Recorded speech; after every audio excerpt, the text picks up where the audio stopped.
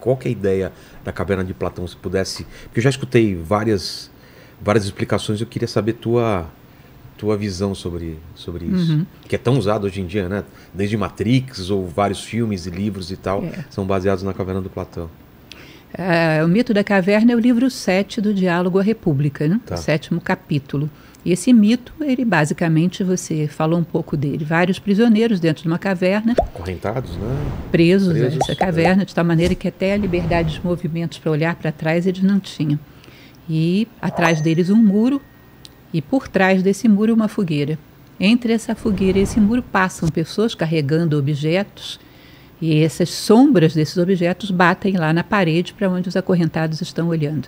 E também as vozes desses que passam, através de um efeito de eco, vai bater lá. Então, para os que estão acorrentados, aquelas sombras são reais. São elas que falam, elas são a única coisa que existe.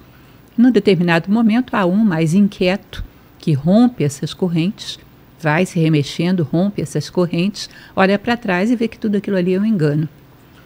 Vai, então, olha para a saída da caverna, vê uma luz muito mais intensa do que aquela da fogueira e procura, então, sair da caverna. E vai tropeçando, levantando, caindo até chegar lá, vê as coisas iluminadas pela luz do sol.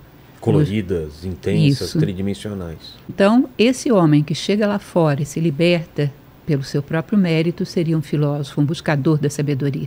Mas se além de se libertar, ele quer levar também consigo a humanidade para a luz, ele voltaria e tentaria libertar esses prisioneiros que ficaram. Aí ele se tornaria um político. Imagina você o que era o conceito de um político. É aquele que, sem nenhum interesse pessoal, porque ele mesmo já superou essa experiência e volta atrás. Ele poderia ter guardado para si e desfrutado, e ele ainda pensa nas outras pessoas. Ele diz que quando uma pessoa deseja um posto de governo, é sinal de que ela não é o político. Um político teria que fazer um sacrifício de voltar atrás para conduzir as pessoas para fora da caverna. Se deseja porque isso é algo que está acima dele. Entendi. Então não é ele. Tá? Então, basicamente, esse mito da caverna, que se aplica a várias coisas na realidade, né, mas no seu plano mais sutil, ele falaria a respeito do materialismo, da realidade material onde nós estamos. Se você considera a maneira como nós vivemos, o que é real para nós, são coisas palpáveis, coisas perceptíveis através dos sentidos.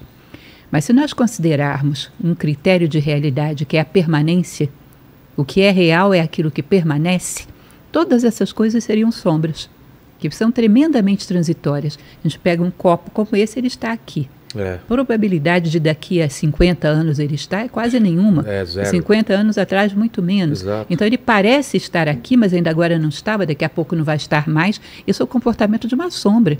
Você projeta ela na parede, ela aparece, daqui a pouco desaparece, ela não tem permanência. Então as coisas do mundo material, passageiras, impermanentes, seriam como sombras. Tá? E o homem viveria acorrentado, nessas correntes da ignorância, né?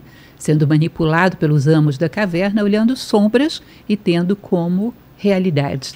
Até que num determinado momento o ser humano esgota essa experiência, começa a ter uma inquietude, começa a ter dúvidas que a vida seja realmente isso. Aí é que é interessante, porque essa dúvida não vem de um plano racional. A razão só via as sombras e considerava que as sombras eram a realidade. É como se ele tivesse uma intuição de que a vida não era só aquilo, que a vida deveria ser mais do que aquilo. E começa a ter essa inquietude existencial, que por final faz com que ele arrebente as correntes. Aí uma vez que ele arrebenta as correntes e vê que a grande luz está lá em cima, ele começa a buscar essa grande luz, que é um símbolo da sabedoria, né?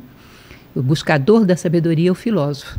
Então aquele que começa a escalar a caverna para sair. Quando chega lá fora, ele vê as coisas iluminadas pela ideia do bem.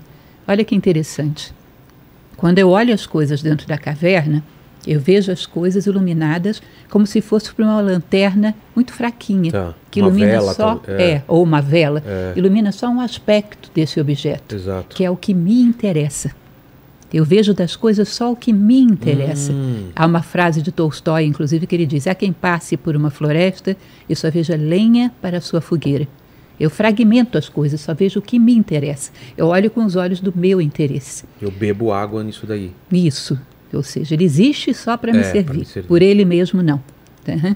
Quando você sai da caverna, você olha as coisas iluminadas pela ideia do bem. O que significa isso? Olhar para isso considerando o que é o bem desse objeto em si, independente dele me servir ou não, pelo direito que ele tem ao bem que lhe é próprio.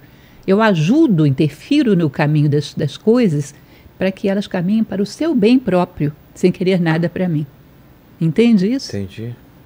Imagine você uma situação em que a gente está economizando água. Tá.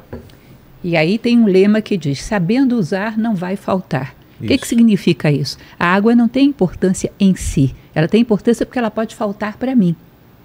Entende? A água, como um ser da natureza que merece, tem o direito de estar aqui tanto quanto nós, que tem que ter a sua capacidade de fluir, de realizar aquilo que lhe é próprio, de umedecer a terra, ela em si não tem valor para nós. Ela tem valor a partir do momento que ela me serve. Ou seja, eu não vejo as coisas como seres que merecem tanto respeito quanto eu. Vejo como algo que me serve. E eu só me interesso por aquilo que me serve. Tá? Então, ver as coisas iluminadas para a ideia do bem é querer o bem das coisas sem querer tirar nada para si. Respeitar as coisas pelo que elas são. As coisas em si mesmas. Tá? É fantástico isso. E como que é recebida essa ideia, esses livros de Platão na época? Ele já tem um impacto na época ou só depois? Ele tem um grande número de discípulos, né? Ele constitui uma escola, que é a academia. Tá? Um dos seus discípulos, inclusive, vai ser Aristóteles. Tá? Agora, não era uma maioria na sociedade, nunca foi, mas era um grupo significativo. A academia reunia um grupo significativo de jovens que se dedicavam a buscar o conhecimento através de diálogos. Tá? Mas, hoje em dia, é muito atual, né, esse mito da caverna e todo esse pensamento de Platão. Você acha que serve para a gente, em que sentido esse mito da caverna? É isso de não ver as coisas só como alguma coisa para servir? Eu vi que você tem um vídeo sobre o meio ambiente também, né? Qual a relação da filosofia, por exemplo, ao meio ambiente, ao que nos cerca, né? Eu não sei se eles tinham esse pensamento, se eles pensavam sobre a natureza e se o ser humano já estava usando a natureza da forma que a gente usa e que eles imaginavam que um dia podia acabar isso.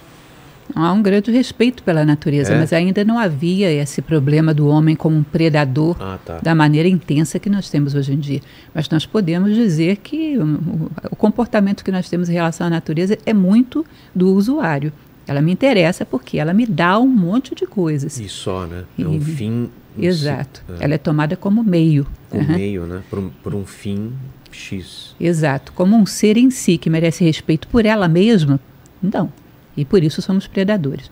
A partir do momento que consideramos que as coisas existem e têm tanto direito de estar aqui quanto eu respeito pelo que ela é e não pelo que ela pode me servir, nós não seríamos tão predadores. Entendi. Então, tudo está a nosso serviço. Tudo está para nós dispormos da maneira que quisermos. E isso é a base do homem predador, que é a base de todos os problemas ecológicos, evidentemente.